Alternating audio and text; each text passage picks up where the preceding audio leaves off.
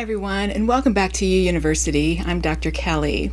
I wanted to pop on today just to say hi and fill you in on what I've been up to the past few months. It's been a while since I was able to record a video, and thank you for all the sweet messages and encouraging me to keep making videos and not give up my YouTube channel. And don't worry, I'm going to continue making videos. It's just that 2020 has been a really challenging year so far, as I'm sure you've noticed. But even before the pandemic and everyone having to stay home, my year started out pretty crummy. The very first week of January, we lost our dog Sunny. He was a golden retriever that we adopted when he was about a year old, and he was a huge part of our life. And he was only 11, and I know that's old for dogs, but we just weren't expecting to lose him. We thought we had a few more years left with him. So yeah, that was heartbreaking, a heartbreaking way to start the year.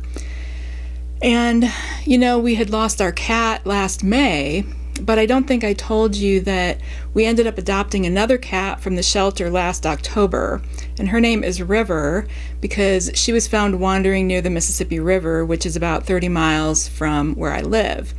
And she was brought to the local shelter where I volunteer and was in the shelter for a couple of months, and I just fell in love with her. So we adopted her at the beginning of October. And she's about a year old and looks like a Himalayan. She's very cute and has big blue eyes. She absolutely loved Sunny and would crawl up and lay next to him on his bed. So we do have River now to keep us company. But then back to the bad news. Last month my dad passed away. And it wasn't a surprise. He had been going downhill for quite a while and recently had a couple of small strokes. And after the last one, hospice started coming to take care of him, so we knew. But still, it's always hard, and it's even harder when you can't travel. My parents live in Arizona, and I'm in Illinois, so I wasn't able to go there, and we weren't able to have a funeral or anything. But eventually we'll do some kind of memorial celebration, but we're just not sure when that will be. So that happened during my spring break week, and what also happened that week was that the coronavirus was spreading, and a lot of universities across the country were going to online classes, and my university did that too. So we found out like the Thursday of spring break that all of our classes would be online for at least a few weeks, and then that was subsequently extended through the end of the semester. But we got an extra week of spring break to give faculty a chance to move everything from in-person to online in our courses.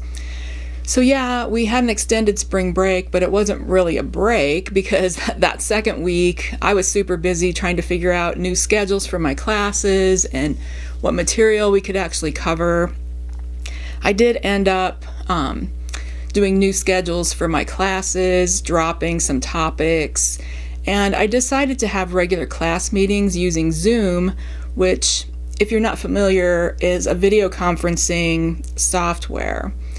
I didn't just want to abandon my students and put everything online and say, here you go. So things have changed. We're meeting on Zoom. I try to keep class periods shorter, and I do enjoy seeing my students regularly. I can see them on the screen. Fortunately, I have pretty small classes, so there's under 20 students on the screen at once, and it seems to be going okay. One thing I'm doing is that I got a green screen that I put behind me. I actually teach from this room, but I put up the green screen behind me, and the green screen lets me project pictures as a background. So what I do is put up a picture of some obscure landmark from somewhere in the world, and then at the beginning of class we talk about where we are. So here's an example. This is me in front of a background of dragon's blood trees. They are found on an island off the coast of Yemen, and their sap is red and looks like blood, so that's where they got the name. And this sap has been used for centuries for medicinal purposes, and it's still used today for varnish on musical instruments like violins. So it's been fun, and I think the students like seeing something new and unusual and learning about where in the world we are each day. I figured it would be something interesting and educational, and they would have something neat to look at besides just staring at me. So Zoom is working out fine. It's better than nothing, but honestly, I'd rather be in the classroom interacting with students in person. And hopefully we'll be able to go back to doing that in the fall semester. But we'll have to wait and see what happens with this pandemic. For some positive news, I did do some reorganization here in my craft room right after the new year. I bought some new furniture with Christmas money I got, and I thought I would take a few minutes to show you around my craft room a little bit. These bookcases are new, and I have my cardstock paper and pattern paper on the one side. Down below, behind the cabinet doors, I have more paper supplies. Then on the other side, I have journals and blank notebooks, Copic markers, books, planners, and planning supplies. Oh, and I want to show you these books. These are my Intellectual Devotionals. You know, a lot of people have spiritual and religious devotionals in their personal library, but these are secular ones.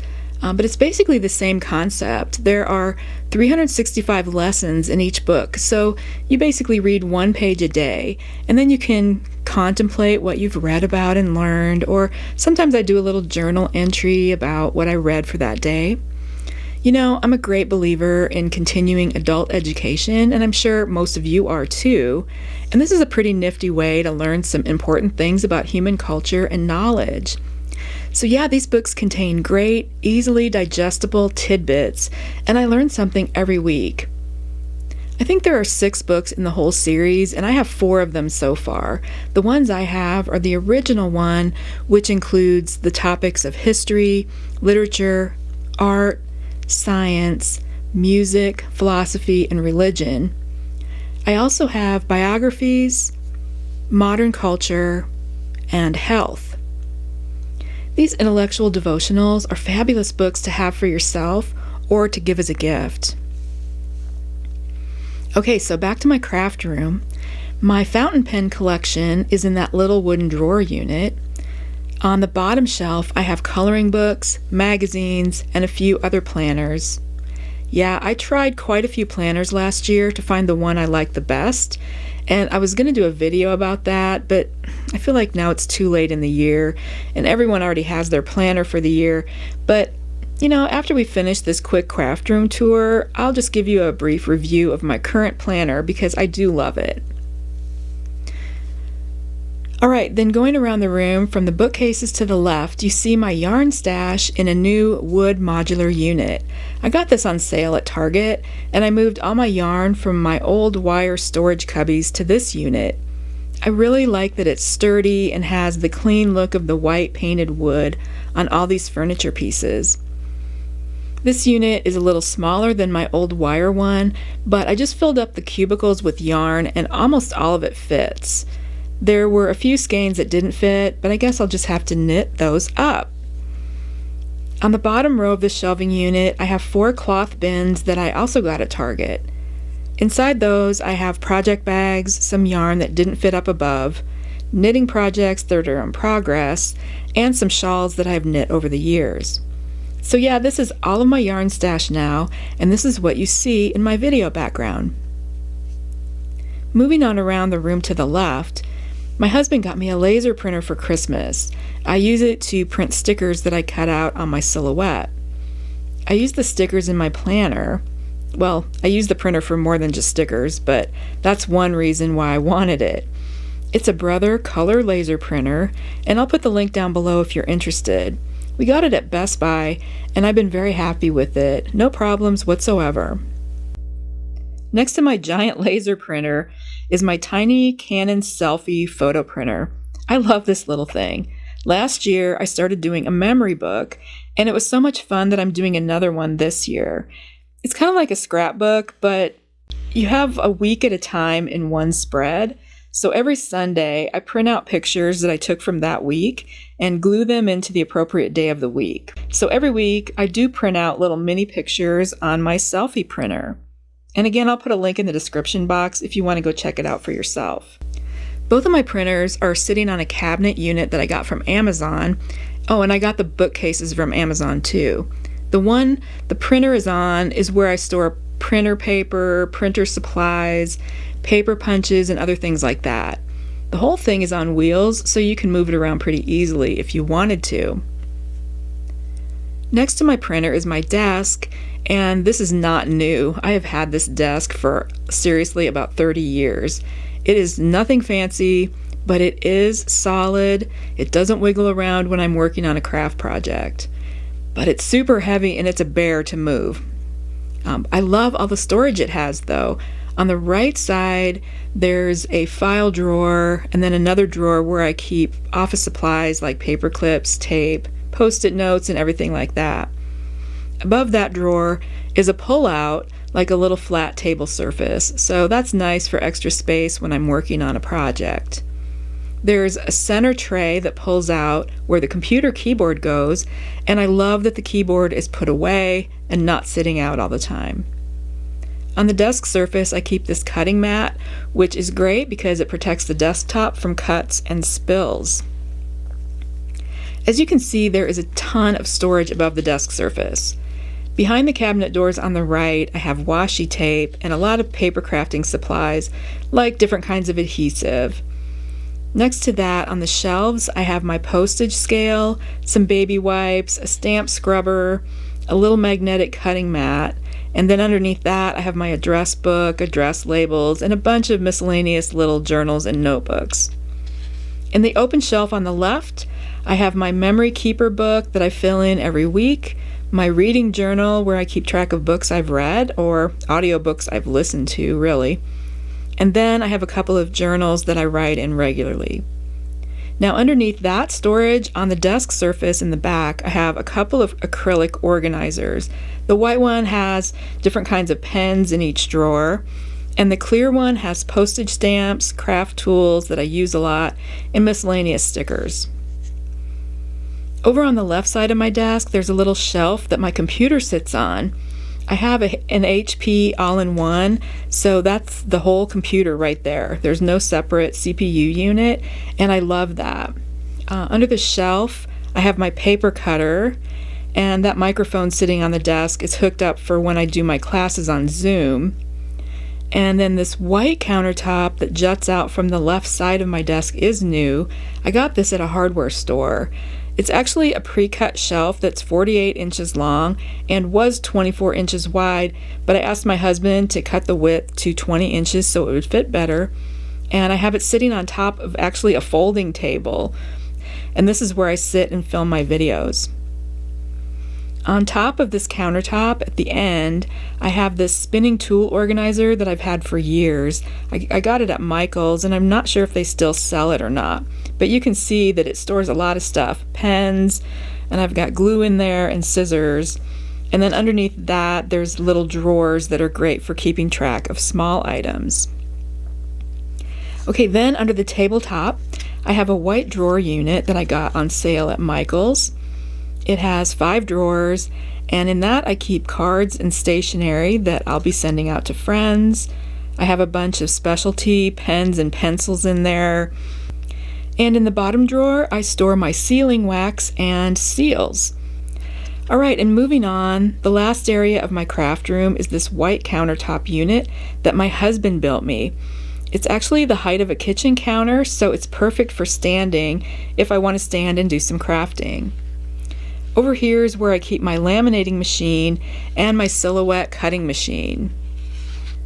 Underneath the counter is a bunch of storage, and I made these curtains to cover it up and make it look nice. At the back of my countertop, you can see quite a few adorable knitted and felted little people and animals, and there's also a cute little sheep drawing in a frame. And these are gifts that my friends have made for me, and I like to keep them here so I can see them and they make me happy. Now up above, I have several bookshelves, and this is where I keep all my knitting books. I also have a little TV that I use as a monitor for when I'm making videos, so I can make sure I'm in the frame and the video's in focus, things like that. And that's the area where I set my camera up. You can also see my microphone there. When I'm filming a video, that microphone would be sitting on my desk right in front of me. So that's a quick little tour of my craft room. Now let me go back because I said I would do a brief mini review of my Agendio planner. And I found out about Agendio from watching planner review videos on YouTube. And so I decided to try one last year. Agendio lets you build a planner based on pretty much everything being customized. The base price for a 12-month planner is $49. You can spend literally hours on their website trying out different customizations. I have to say, it's a bit overwhelming, but if you're having trouble finding exactly what you want in other planners, try Agendio. Some of the customizations include 3 planner sizes to choose from. You can also get several different types of covers. There are also a lot of cover designs and colors to choose from. You can specify the colors that you want in each monthly and weekly spread. There are a ton of different layouts to choose from, and even within those, you can change things to make it what you want. For my first Agendio, I got a case-bound twin loop O binding. It is a hard chipboard cover enclosed in synthetic leather. I used that planner from July through January and found it was really getting thick from using stickers on the weekly spreads, so I got back on the Agendio site and designed a new planner for just 6 months, from January through July 2020. And you guys, I love it. It is the medium size, about 8 by 9 inches, and the base price for this is $42. But this time, instead of the hardcover, I went with the spiral bound with a really pretty flower design on the cover. This cover is a sturdy cardboard with a clear plastic overlay. This paper that it uses is nice, smooth white, 105 grams. It is smoother than the Erin Condren planner paper and just a little bit thinner, but it still handles different pens well. I actually did a pen test, which you can see here. There were a few pens that smeared, but most didn't. There was no feathering, no bleeding, and very little ghosting. For the hourly vertical weekly spread, the daily columns are 1 3/8 inch wide, which is pretty close to the Erin Condren and the Happy Planner columns. That means that Erin Condren stickers will fit in it just fine, and so will Happy Planner stickers. The weekly spreads have a separate column for each day, including weekends. Monday through Thursday are on the left page, and Friday, Saturday, and Sunday are on the right page. At the very right side, there's a column for your to-do list, or whatever you want to make it. Each day, the times run from 7 a.m. to 6:30 p.m. with half-hour increments, which is a must for me. So I am really loving this little 6-month planner. It's portable and lightweight and easy to carry with me. I leave it open on my desk and I can see what's going on for the whole week. I can decorate it with washi tape and stickers, and there is room for it to expand a little bit on the coil. But the coil is also small and doesn't get in the way when I'm trying to write things in my planner. The coil also allows you to fold the planner in half, which some people like to do. So from now on, I am going to be using a 6-month planner from Agendio. I can basically keep one semester in one planner, and that's perfect for me. Agendio is a Canadian company, so if you're in the US, it does take a couple of weeks for you to receive your order, so be aware of that shipping time. I hope you enjoyed my quick little craft room tour and a mini review of my Agendio planner. And now it's your turn. Leave me a comment down below. I would love to hear from you about what you've been doing lately. What projects are you working on? Knitting or other crafts? Do you have a craft space? How do you organize it? And what about your planner? What kind do you use and what do you love about it? As far as me, I'm not going anywhere, so don't worry. There will be more videos coming. I have about 5 video topics I'm working on right now, so I hope to get at least one done in the near future. I will do my best to record videos more regularly because I do enjoy bringing you the scholarly side of knitting. So thank you everybody for watching, and I'll see you again soon. And until then, stay smart, stay healthy, stay home, and have a sparkly week.